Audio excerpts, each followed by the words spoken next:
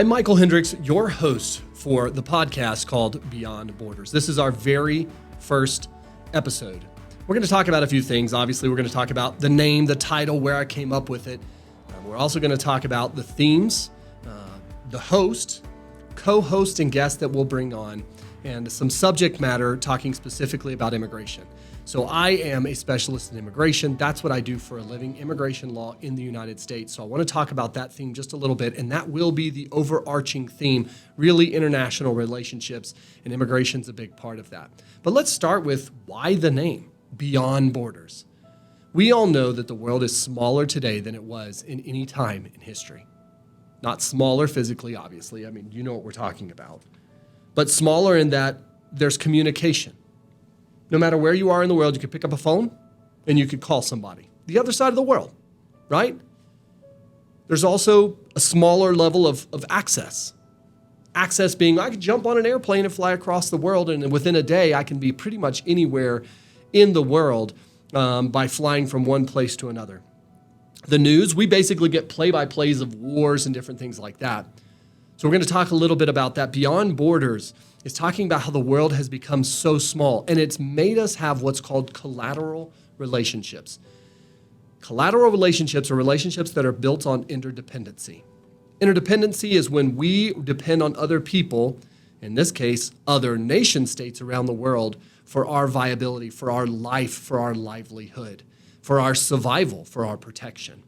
The world has gotten smaller. In the past, there were times. I mean, Europe, there were various countries that had agreements. They would get married in order to help bolster those agreements. They would determine that they were going to protect each other, that they were going to come and provide support if necessary. There were all kinds of agreements that were made, and there were agreements that were broken too.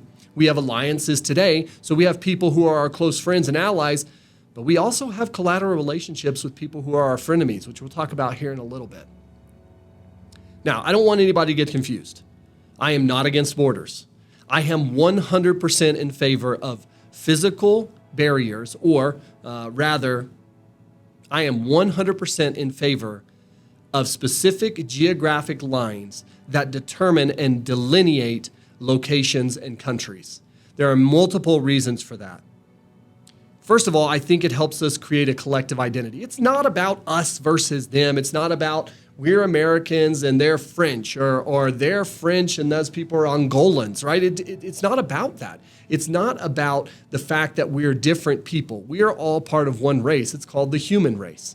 It's not about dividing us based on that nationality, national origin. It's more about creating a collective identity that allows us to have a group of people that are working together in towards the same goals. That's important because if we're all working together to make, in this case, America awesome, America better than it was yesterday, then as the people of 330 million people, we bring ourselves together. And for the most part, we push forward to that goal and we try to make it better, because when it's better, we're all better. Now, I'm not talking about, don't freak out on me. I'm not talking about collectives or communes. I'm talking about collective identity. I am an American. I was once of another country. Now I am an American. I see that every day through naturalization. I'm an American. As American, I want to achieve certain goals. And as I work hard and as I push and as I labor and I see the fruit of my labor allow me to grow, then I can achieve what we call the American dream. Now, not everybody gets that opportunity, obviously. But we make sure that there are borders designed in order for us to know we are the collective identity. This is our collective identity, and this is how we are moving forward as a whole. But most important for me is sovereignty. So I'm going to go quickly through this, but sovereignty is something that's under dispute right now. Who is the one that has the power? What group? What person? What nation? What organization? But sovereignty is innate to one of us, to us individually. We are our own individual sovereigns. We were endowed by our Creator with certain inalienable rights. That is our sovereignty, right? The right to life, liberty, the right to pursuit of happiness. Now, before, in the state of nature, as Locke would have called it, We all got to be our own sovereigns and we did whatever we wanted. We didn't worry about what anybody else wanted. So if I'm the big guy and I go hit you over the head and I'm okay with it, I'm cool because I'm my own sovereign. Nobody else dictates what I can and can't do.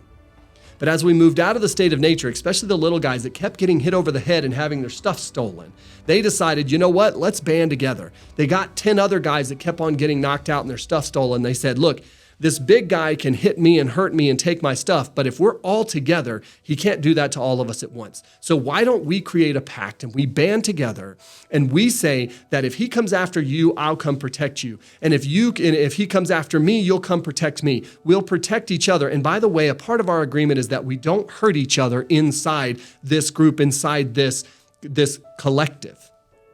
Right? And then that way we can make sure that we're protected. So we come out and what we say is, as we do this, we have to give up a little bit of our own sovereignty. I am now saying I won't hurt you. I am now saying that I won't come after you. I am now saying that I will cooperate and go defend you if you're in trouble. So we give a little bit up, but we said, hey, how are we going to know that everybody's living up to the rules? So we created government. Government that allowed us to have the rules set in stone and then an organization, right, that was allowed to use their power, the sovereignty that I gave them to make sure that I was keeping in line with what I said I was going to do. That's our government. And we came out of the state of nature and we developed these governments for our own good. But the government worked for us, not the other way around. Now, what I am not okay with, when I have a country that I am a part of, I give a little bit of my sovereignty to that person. What I'm not okay with, that organization, those people, that corporation, so to speak, that government, I'm giving a little bit of my sovereignty to that group. What I don't want, and I have not authorized them to do, is go hand my sovereignty off to someone else and make me subservient to another group, when at the beginning, I am the sovereign. I'm the one that determines how things run. It is my voice. I live in a republic democracy, a democratic republic, demos being of the people, the power of the people, republic being represented so we don't have 330 million voices screaming all at once, but rather we elect a person who will represent a group of us that can go to the formal location and make our voice heard. I don't know if you believe that's happening now or not, but I haven't seen that happening. But I digress. That's not the point. I am totally in favor of borders, but I understand that things have moved beyond our natural and created borders. Well, some would say they're not natural, but the created borders that we have. And the world is so much smaller. And we're going to be talking about how the world functions now since it's so much smaller. Topics such as, obviously, U.S. immigration, right? Because that's my specialty. International relations. We're going to be talking about things like international business. Obviously, international relations, how we as the U.S. deal with other countries, but not just that. We can also talk about how, for instance, us giving money to a small country in Central America can affect it if the government is corrupt, but it can also affect the governments around it, the countries around it, and how we have made problems in international relationships or solutions in international relationships because of our actions. International business, most of this is going to come back to how the U.S. deals, but we're also going to be talking about interdependencies. That's another key term that I like to look at, and that's talking about the interdependencies or the collateral relationships that we have. Right? So we're going to be looking at those collateral relationships and how we need to make sure that we're bolstering some and being careful about others. Technology, international technology, the way technology is growing. I'm not going to get into weaponry, but I am going to talk about things like artificial intelligence. I'm going to bring in experts about artificial intelligence, how that's growing, how immigration in the U.S. may be benefited by using certain technologies, including artificial intelligence, and how the world as a whole can help contribute to that, and how it will allow us to use a system that is currently, I'm not going to go into it because I don't want to get there yet, but is a system that's not working properly, and allow it to come out of the dark ages and into the light to be able to help people the way that it should. We're also going to be touching on current U.S. policy, the way current U.S. policy looks, the way that we're making decisions, whether it's to go to war, to not go to war, to sponsor, and we're going to bring in experts related to that. And then how immigration, in my opinion, makes America better. Now, don't freak out. I'm not talking about unfettered open borders. I'm talking about a proper immigration system that allows America to be the one to benefit and be greater and be better. And what that means is that we're able to determine who comes in and who doesn't. Now, does that sound fair? Life is not fair. That's just the way of the world.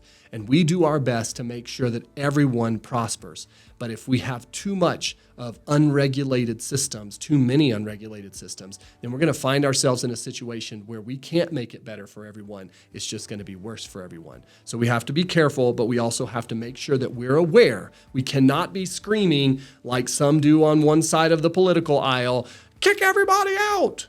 And we also can't be screaming like some do on the other side of the political aisle, just bring everybody in. I just love the world, right? We have to make sure that we're doing it the right way, and we're going to discuss those topics. So the format is, I'm going to be your host. I'm Michael Hendricks. I am a lawyer. I also have a master's in business administration. I have owned multiple businesses. I'm an entrepreneur. I own a law firm currently in New Mexico, and I also own a large tech company that is in the process of scaling now to actually fulfill some of the needs that we have in the immigration system. I'll talk about myself a little bit more here in a minute. We're going to have co-host. My wife is an executive director for a nonprofit. She's going to come in. She's really dedicated to the building and the sustainability of the family in the U.S. and making sure that we are doing things that help the family unit grow and be sound and be able to move forward in a way that is positive for the United States and for the family specifically. The family unit, the nuclear family, that is meant to be the building block of society.